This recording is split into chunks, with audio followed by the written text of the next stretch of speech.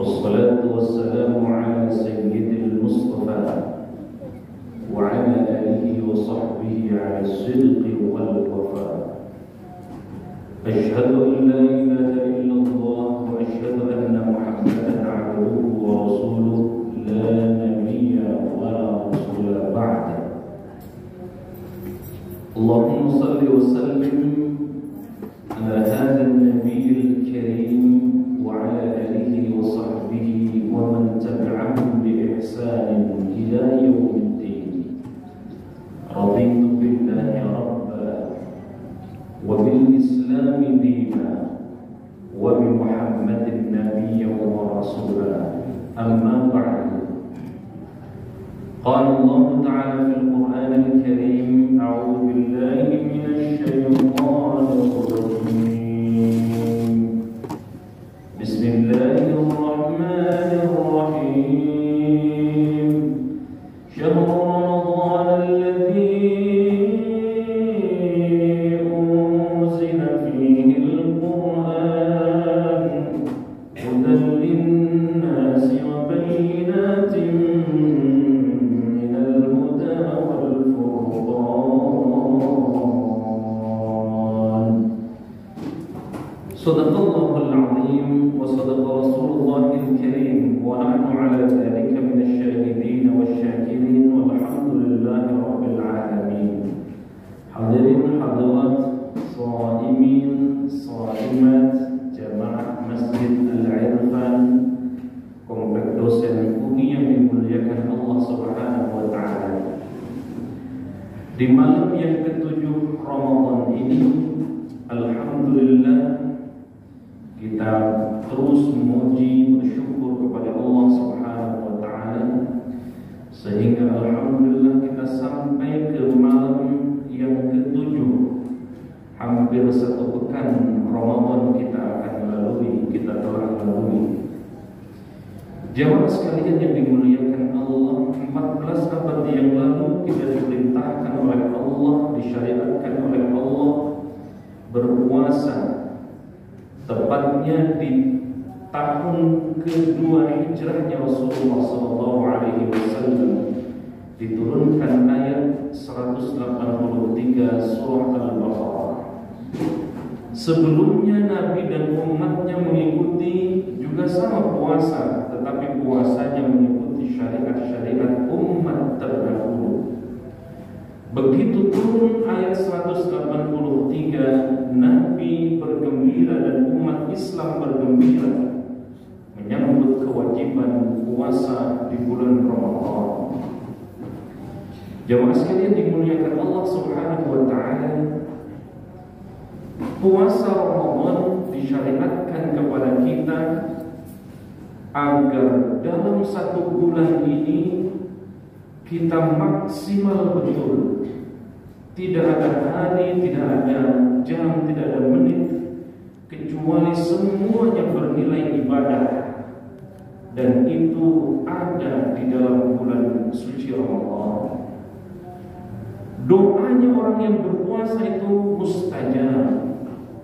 Dari kita niat puasa sampai kemudian kita berbuka, tidak ada doa yang tidak dikabulkan oleh Allah Subhanahu wa taala. Inilah pesan Nabi. 3 doa yang tidak akan ditolak oleh Allah Subhanahu wa taala, kata Nabi. Yang pertama, al-imamu adil, imam yang adil, doa yang tidak akan ditolak oleh Allah Subhanahu wa taala.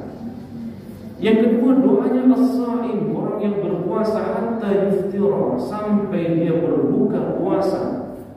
Dari niat berpuasa sampai kemudian berbuka, tidak ada doa-doa kecuali dijawab oleh Allah Subhanahu wa taala. Inilah waktu yang maksimal, waktu yang efektif, waktu yang sangat berharga.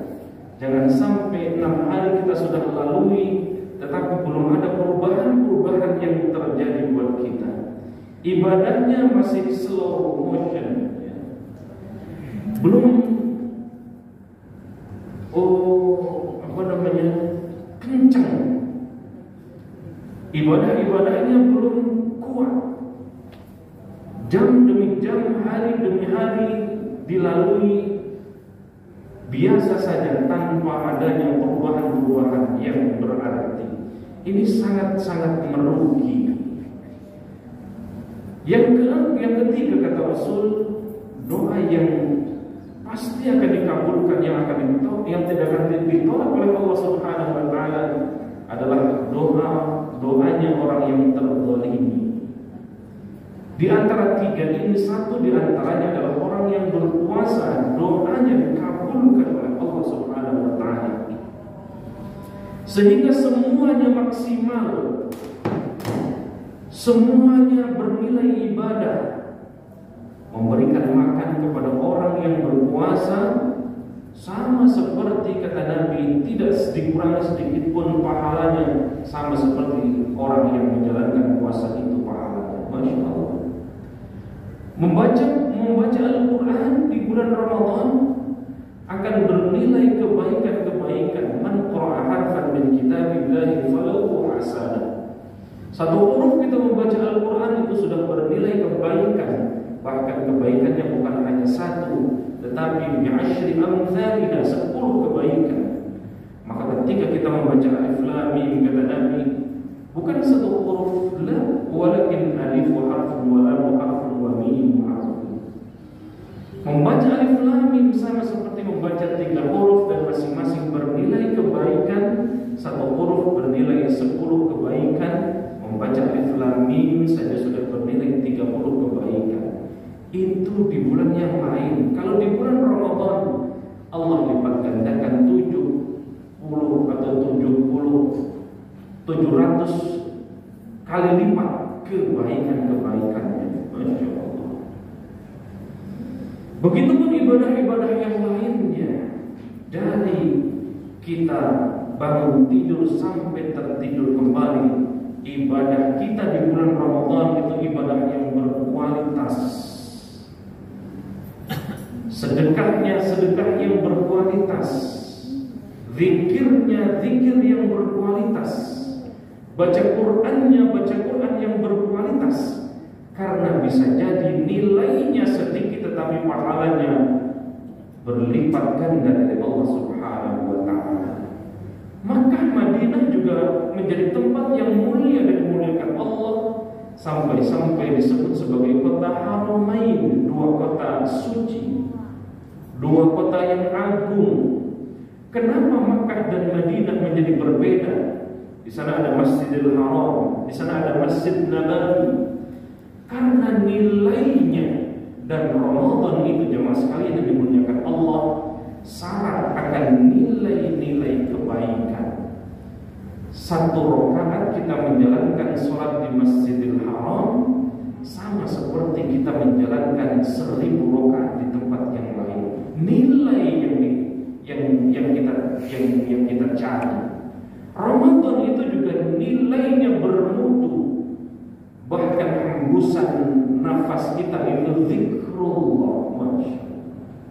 Ya. Meskipun hadisnya dhaif, tidurnya orang yang berpuasa itu juga ibadah. Masya Allah. Zikirnya juga demikian.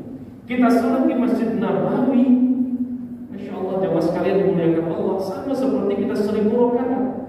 Di Masjidil Haram 100.000 rakaat. Di tempat yang lain kita kerjakan, Masya Allah, kita kerjakan 11 rakaat tarawih saja, Masya Allah, 8 rakaat, 4-4-3, kayak formasi main bola. Masya Allah, ya. Tetapi sekali lagi semua itu bernilai. Ibarat kita dikasih 1 bongkah berlian, 1 bongkah nggak usah gede-gede lah, 1 kilo saja ya bunda. 1 kilo berlian, Masya Allah, dibanding 1 truk batu biasa. Kira-kira bunda mau milih batu biasa atau batu berlian? Batu berlian. Nah, batu berlian itu adalah Ramadan. Subhanallah, itulah Ramadan. Maka ayo kita maksimalkan Ramadan ini, zikirnya, qiyamul lailnya, tasbihnya, sholawatnya, sedekahnya, baca Qur'annya, qobliyah ba'diyahnya, doanya, kita geber. Maka Ramadan itu syahrul tarbiyah, bulan pendidikan. Sukses tidaknya Ramadan manakala berhasil di bulan-bulan yang lain kita terapkan nilai-nilai Ramadan itu. Masya Allah. Wallahu a'lam bishawab.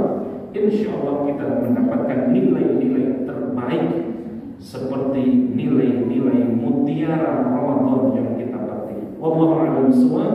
Assalamualaikum warahmatullahi wabarakatuh.